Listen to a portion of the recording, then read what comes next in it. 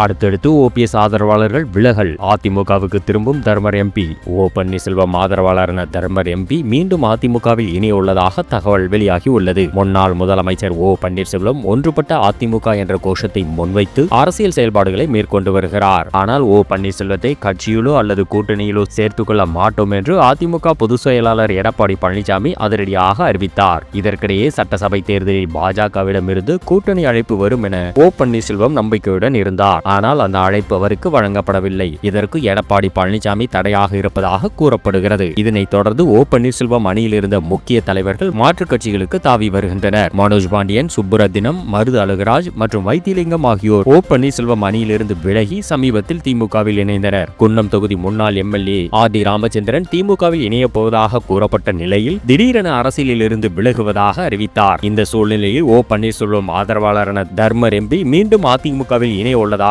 தகவல் வெளியாகி உள்ளது. தர்மர் கடந்த 2022ஆம் ஆண்டு அதிமுக சார்பில் மாநிலங்களவை எம்பியாக தேர்ந்தெடுக்கப்பட்டவர். அதிமுகவில் இருந்து ஓ பன்னீர்செல்வம் நீக்கப்பட்ட பின்னர் அவர் தர்மருடன் இணைந்து செயல்பட்டு வந்தார். இந்த நிலையில் இன்று மாலை தர்மர் எம்பி அதிமுக பொதுச் செயலாளர் எடப்பாடி பழனிசாமியை நேரில் சந்தித்து மீண்டும் அதிமுகவில் இணைய உள்ளதாக தமிழ் மக்களின் அனைத்து துயரங்களுக்கும் காங்கிரஸ் தான் காரணம். சீமான் கடும் தாக்கு. தமிழ் மக்கள் இந்த மண்ணில் படும் அனைத்து துயரங்களுக்கும் காரணம் காங்கிரஸ் தான். முதலில் இந்தியை திணித்து எனது தாய்மொழியாம் தமிழை அளிக்க நினைத்தது காங்கிரஸ் என நாம் தமிழர் கட்சியின் தலைமை ஒருங்கிணைப்பாளர் சீமான் தெரிவித்துள்ளார். சென்னையில் இன்று செய்தியாளர்களை சந்தித்த சீமான் தமிழகத்தில் ஆட்சி முறை மாற வேண்டும் என்று கூறினார். தாலிக்கு தங்கம் கொடுத்து பின்னர் மதுவை குடிக்க வைத்து தாலியை அறுப்பது போன்ற அரசியல் நடக்கிறது என விமர்சித்தார். ரேஷனில் இலவசமாக அரிசி வழங்கப்படுவதாக கூறினாலும் அதனை அமைச்சர்கள், எம்பிக்கள், எம்எல்ஏக்கள் வாங்கி சாப்பிடுகிறார்களா என கேள்வி எழுப்பினார். மக்களுக்கு வழங்கப்படும் அரிசியின் தரம் குறைவாக இருப்பதாகவும் குற்றம் சாட்டினார். தமிழகத்தின் தலைநகரிலேயே இன்னும் தண்ணீர் தேங்கிக் கொண்டுதான் இருப்பதாக கூறிய சீமான் மக்களை வெள்ளத்தில் மிதக்க விட்டு வெள்ள நிவாரணம் வழங்குவது ஆட்சி இல்ல என்றார். எவ்வளவு வெள்ளம் வந்தாலும் அதை வழிந்தோட செய்வதுதான் உண்மையான ஆட்சி என்றும் தெரிவித்தார். தனக்கும் தனது கொள்கைக்கும் யாரும் போட்டி இல்லை என்றும் ஒருவர் இருமொழி கொள்கை என பேசுவதாகவும் மற்றொருவருக்கு கொள்கை என்றால் என்னவென்றே தெரியவில்லை என்றும் விமர்சித்தார். கூட்டணி அமைப்பவர்களுக்கு கொள்கை இல்லை, சீட்டுகள் மட்டுமே இலக்கு என்று கூறினார். திமுகவுக்கு மாற்று அதிமுக என்று எப்படி சொல்ல முடியும் என கேள்வி எழுப்பிய சீமான் தமிழகத்தில் கடன் வளர்ச்சிதான் இருப்பதாகவும் வேறு எந்த வளர்ச்சியும் இல்லை என்று தெரிவித்தார். கூட்டணி வைத்து கொள்ளையடித்தால் எல்லாம் சரியாகி விடுமா என்றும் தேர்தல் வந்த பிறகு பேரம் பேசுவது கேவலம் என கடுமையாக விமர்சித்தார். அரசியல் இங்கே வியாபாரமாக மாறிவிட்டதாகவும் அதிக காசும் சீட்டுகளும் கொடுப்பவர்களிடம் அரசியல்வாதிகள் சென்று விடுவதாகவும் குற்றம் சாட்டினார். அடர்த்தியான வறுமை, அறியாமை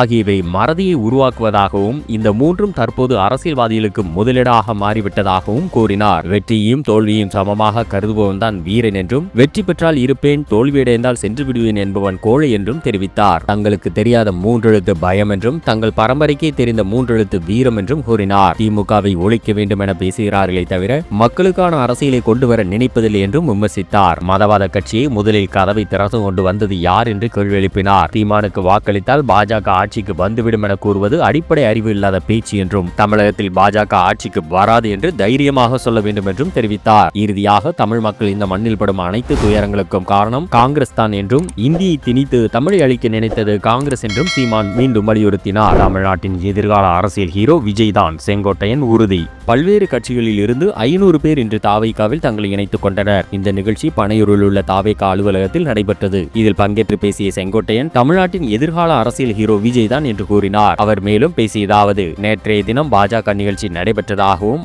1000 ரூபாய் வழங்கிய பின்புதான் கூட்டம் வந்ததாகவும் தெரிவித்தார். அந்த கூட்டத்தில் கைத்தட்டல் கூட இல்லை என்றும், ஆனால் இங்கு வந்தபோது மக்களின் விசில் சத்தத்தை பார்த்தபோது 1 ரூபாய் கூட சிந்தாமல் அனைவரும் தங்களது சொந்த செலவில் வந்திருப்பதை பார்க்க முடிகிறது என்றும் கூறினார். 1000 ரூபாய் கொடுத்து பிரியாணி கொடுத்து அதற்கு பிறகு தூங்கி கொண்டிருக்கும் கூட்டத்தை நேற்று பார்த்ததாகவும் அதற்கும் இங்கிருக்கும் கூட்டத்திற்கும் உள்ள வேறுபாடு இதுதான் என்றும் விமர்சித்தார். விஜய் கை காட்டுபவரே சட்டமன்ற உறுப்பினர் என்றும் அதை யாராலும் மாற்றி காட்ட முடியாது என்றும் கூறினார். திரைப்படத்தில் விஜய் ஹீரோவாக இருப்பது போல எதிர்காலத்தில் தமிழ்நாட்டின் அரசியலிலும் ஹீரோவாக அவர்தான் வரப்போகிறார் என்றும் அதனை யாராலும் மாற்ற முடியாது என்றும் தெரிவித்தார். பணம் இல்லாமலே வெற்றி பெறக்கூடிய இயக்கம் தளபதி இயக்கம் என்றும் எங்கு சென்று கேட்டாலும் விஜய்க்கு தான் ஓட்டு என்றும் கூறினார். நேற்றைய பாஜக நிகழ்ச்சியில் 5 லட்சம் பேர் வருவார்கள் என்று சொன்ன நிலையில் 60,000 சேர் மட்டுமே போடப்பட்டதாகவும் அதில் 10,000 சேர் காலியாக இருந்ததாகவும் 20,000 பேர் தூங்கிக் கொண்டிருந்ததாகவும் குற்றம் சாட்டினார். ஒருவரும் கை தட்டவில்லை என்றும் விமர்சித்தார். எல்லோருக்கும் எல்லா பதவிகளும் கிடைக்கும் என்றும் எல்லோருக்கும் எல்லாம் கிடைக்க வேண்டும் என்றும் அனைவரும் பொருளாதாரத்தில் உயர வேண்டும் என்றும் தமிழ்நாட்டின் சமநிலை உருவாக வேண்டும் என்றும் செங்கோட்டையன் தனது உரையை முடித்தார். ஒரு ஓடாத ஓட்டை இன்ஜின் ஆட்சி. ஸ்டாலினை கடுமையாக சாடிய எடப்பாடி பழனிசாமி.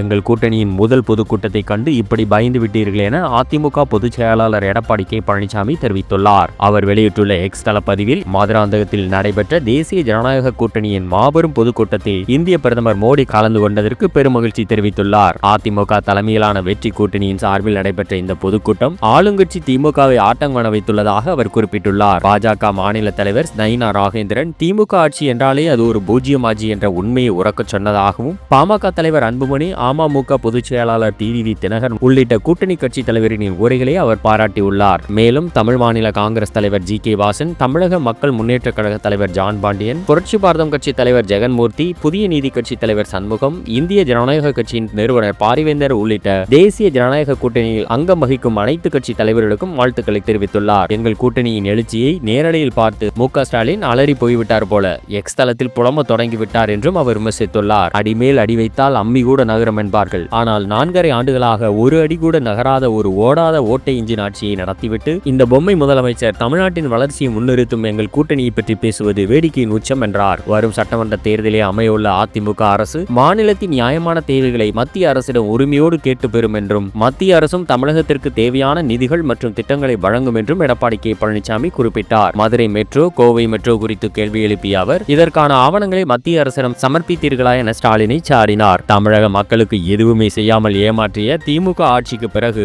இனி தமிழ்நாடு ஏமாறாதது என்றும், குடும்ப ஆட்சி, ஊழல் ஆட்சி, மக்களின் பாதுகாப்பை சீர்குலைத்த விடிய ஆட்சியை விரட்டி அடிக்க வேண்டும் என்பதே மக்களின் எண்ணம் என்றும் அவர் தெரிவித்துள்ளார். இந்த மக்களின் எண்ணத்தை நிறைவேற்ற அமைத்ததே அதிமுக தலைமையிலான இந்த வெற்றி கூட்டணி என்றும், இது தொடக்கம்தான், இன்னும் நிறைய வரும் என்றும் எடப்பாடி பழனிசாமி தெரிவித்துள்ளார். மக்கள் நீதி மையத்தில் இன்று முதல் விருப்ப மனு ரூபாய் 50,000 கட்டணம் அறிவிப்பு, தொண்டர்கள் அதிர்ச்சி. மக்கள் நீதி மையம் கட்சியின் செயற்குழு கூட்டம் இன்று சென்னையில் நடைபெற்றது. மொத்தம் 12 தீர்மானங்கள் நிறைவேற்றப்பட்டுள்ளன. இதில் மகளிர் உரிமை தொகையை உயர்த்தி வழங்க வேண்டும் என்ற தீர்மானமும் இடம்பெற்றுள்ளது. அதேபோல் தேர்தலில் போட்டியிட விரும்புவோருக்கான விருப்ப மனு தொடர்பான அறிவிப்பும் தீர்மானமாக நிறைவேற்றப்பட்டுள்ளது. அதன்படி போட்டியிட விரும்புவோர் ரூபாய் 50,000 கட்டணம் செலுத்தி விருப்ப மனு பெற்றுக் கொள்ளலாம் என்றும் அறிவிக்கப்பட்டுள்ளது. இதனால் மக்கள் நீதி மையம் கட்சியினர் அதிர்ச்சி அடைந்துள்ளனர். தமிழகத்தில் பிற அரசியல் கட்சிகள் அனைத்தும் 10,000 ரூபாய்க்கு குறைவாகவே விருப்ப மனு கட்டணத்தை நிர்ணயித்துள்ள நிலையில் மக்கள் நீதி மையம் கட்சி ரூபாய் 50,000 என அதிக கட்டணம் நிர்ணயித்திருப்பது விவாதத்தை ஏற்படுத்தியுள்ளது. இந்த செயற்குழு கூட்டத்தில் தமிழ்நாடு ஆளுநரின் செயல்பாடுகளை விமர்சித்து தீர்மானம் நிறைவேற்றப்பட்டுள்ளது. அதில் மாநில சுயாட்சி என்பது இந்திய அரசியலமைப்பு வழங்கியுள்ள உரிமை என்றும், அதில் தலையிடுவதும் இடையூறு விளைவிப்பதும் கூட்டாட்சி தத்துவத்திற்கு எதிரானது என்றும் குறிப்பிடப்பட்டுள்ளது. நியமன பதவி வகிக்கும் தமிழ்நாடு ஆளுநர் மக்களால் தேர்ந்தெடுக்கப்பட்ட சட்டமன்றத்தின் மாண்பை குலைக்கும் வகையில் நடந்து கொள்வது